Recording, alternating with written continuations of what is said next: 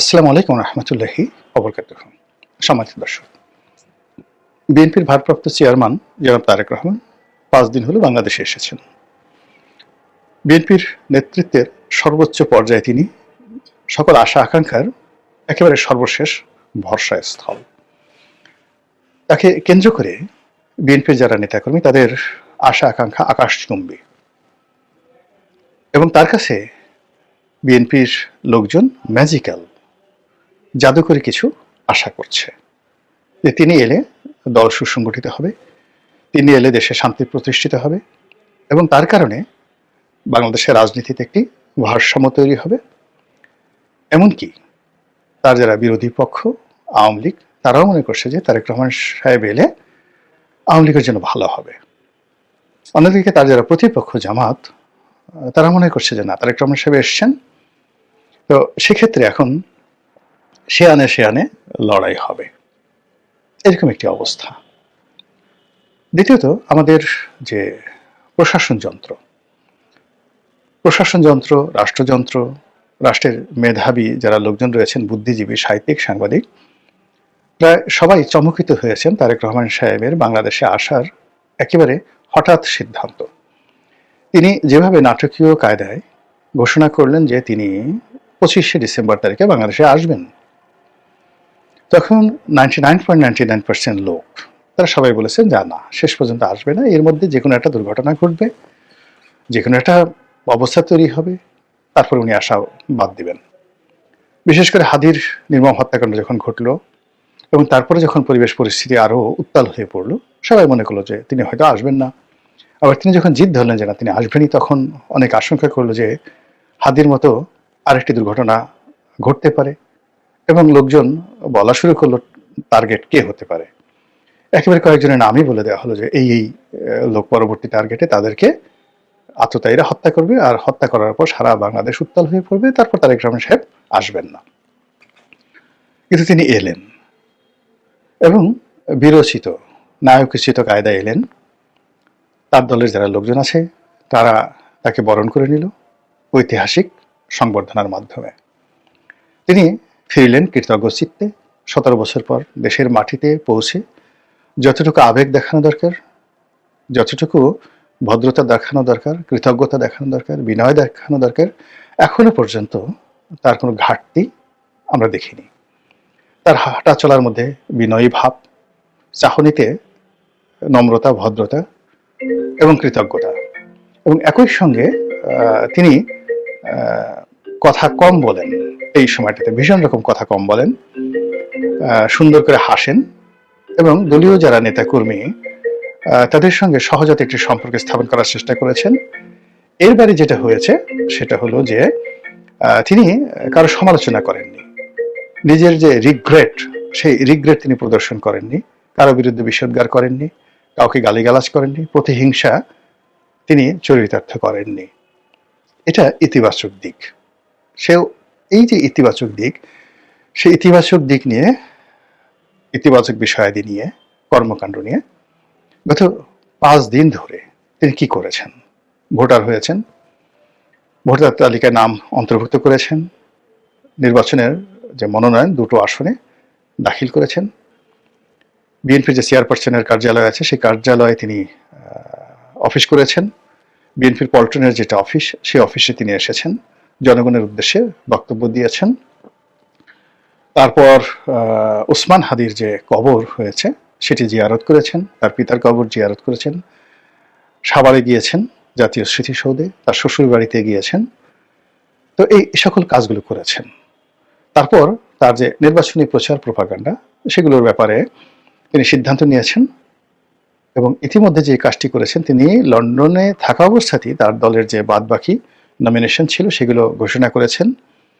দলের যে সকল লোকজন যাদের সঙ্গে তারা জোট করবেন, এই সিদ্ধান্ত তিনি দেশের মাটিতে পা রাখার আগেই দিয়ে দিয়েছেন।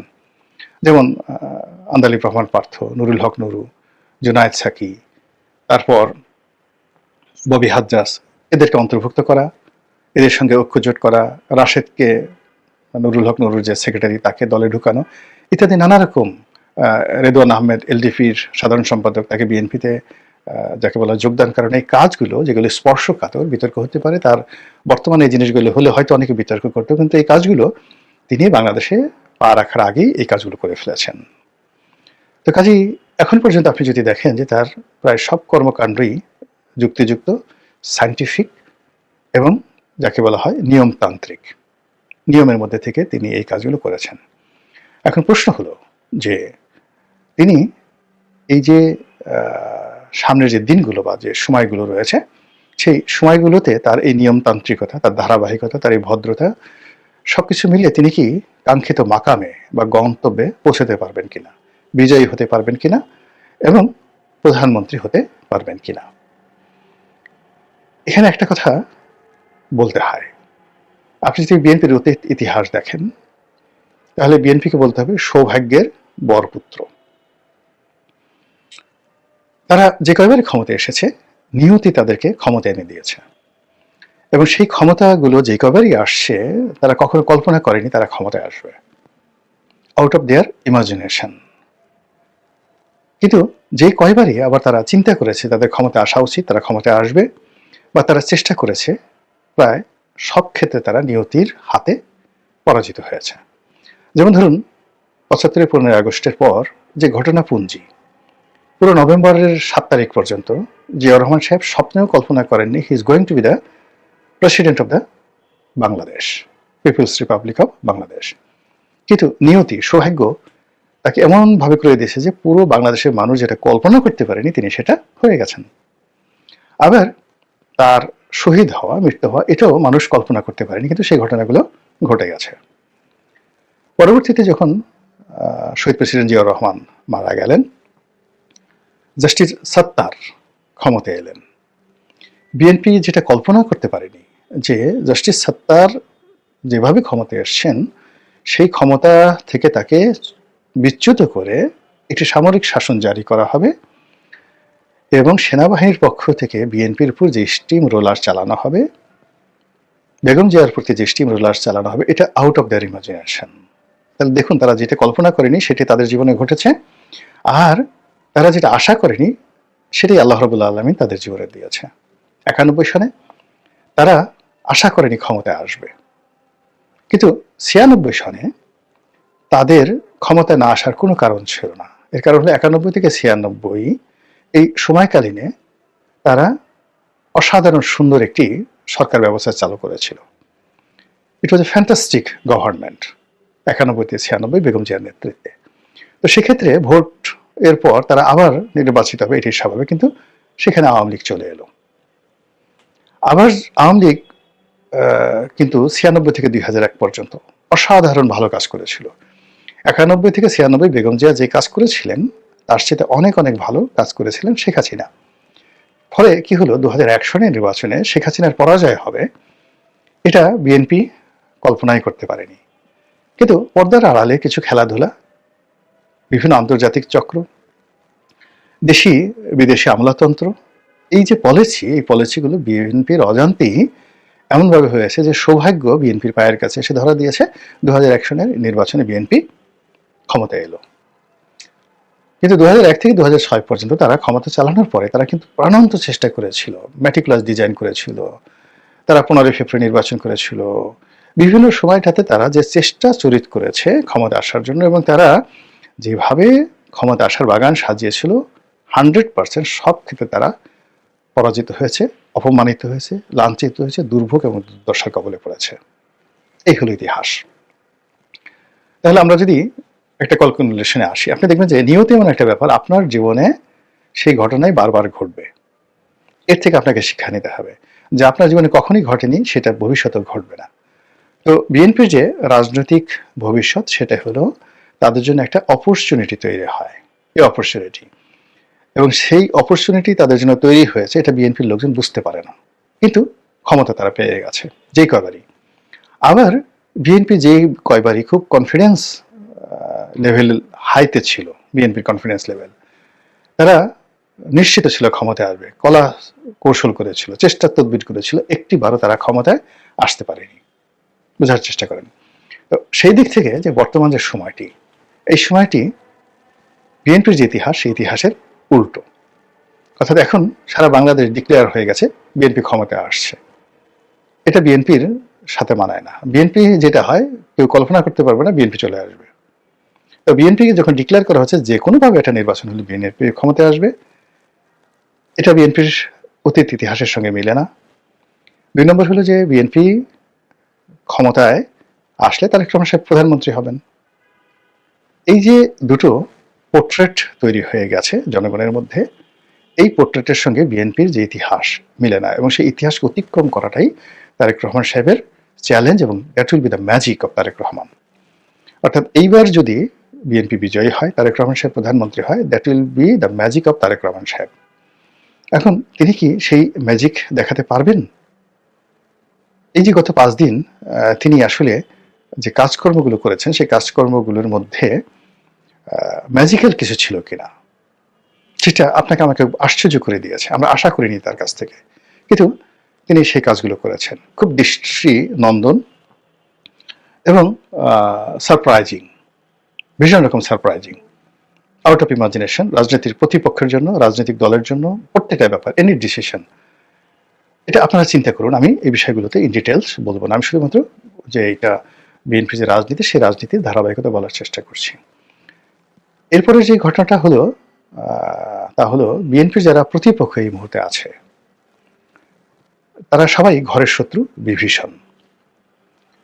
আওয়ামী লীগ বিএনপির অভ্যন্তরীণ কিছু জানে না, কিন্তু জামাত যেহেতু দীর্ঘদিন বিএনপির সাথে চলাফেরা করছে, একসাথে দল করেছে, ফলে বিএনপি কি করতে পারে সব জামাতের মুখস্থ।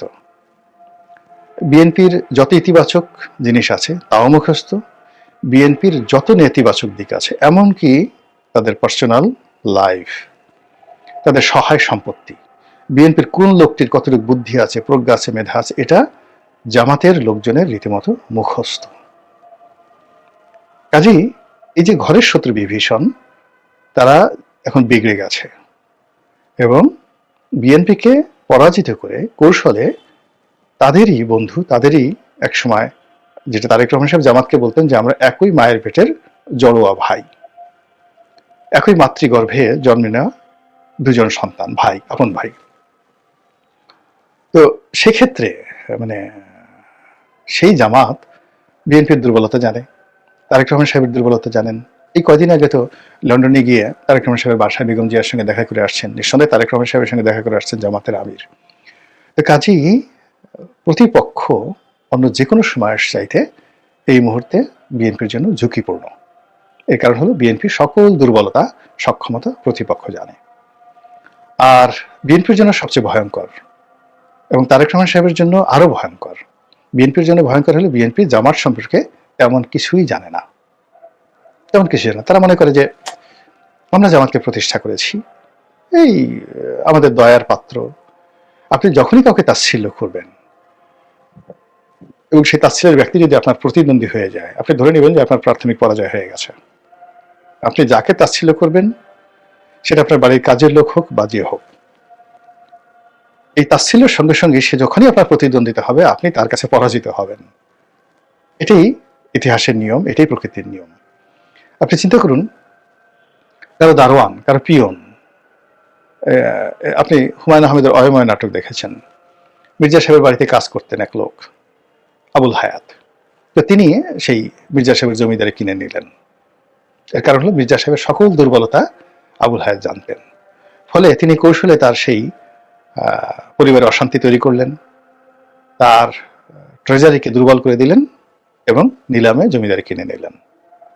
এটাই নিয়ম।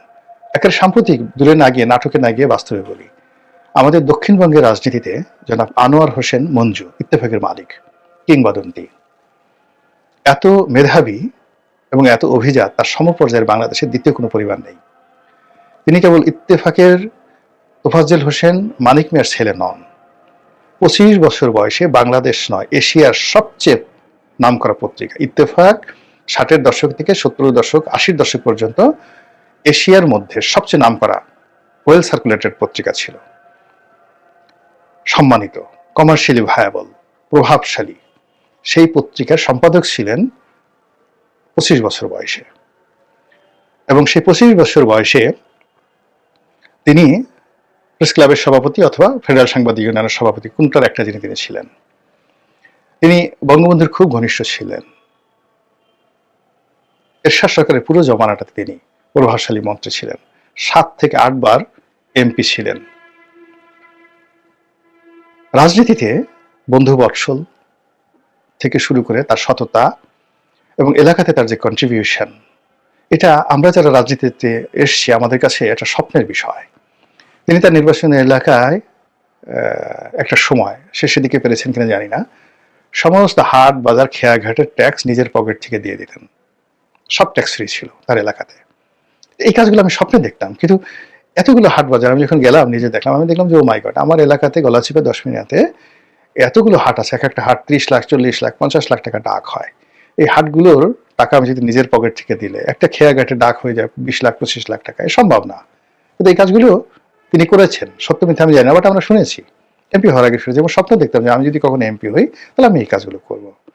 এইরকম একজন জনপ্রিয় মানুষ, যিনি নিজে এমপি হয়েছেন 7-8 বার, তার স্ত্রী এমপি হয়েছে, নির্বাচিত এমপি তাসমিমা বেগম, সেই মানুষের পরাজয় ঘটেছে। তার একজন পিএ ছিলেন, প্রাইভেট অ্যাসিস্ট্যান্ট, নাম যেন মহারাজা নাকি।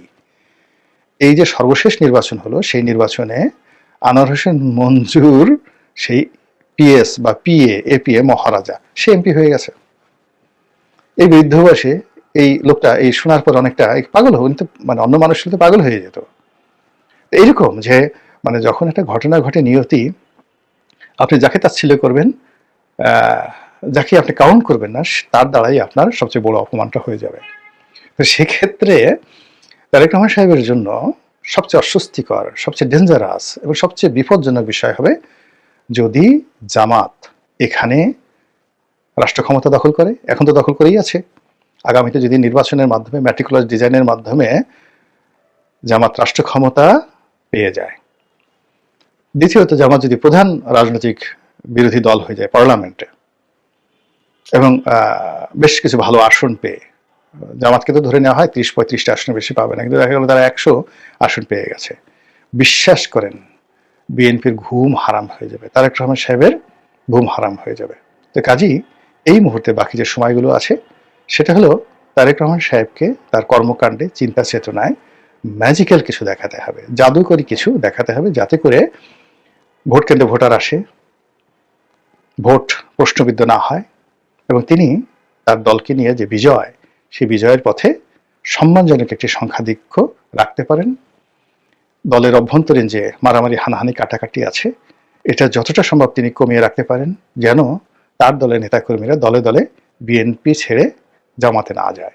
এই কাজগুলো যদি তিনি করতে পারেন, হয়তো তার যে রাজনৈতিক যে জীবন সেটি অপ্রত্যাশিত এবং যাকে বলা হয় জাদুকরী একটা সফলতার মুখ দেখবে।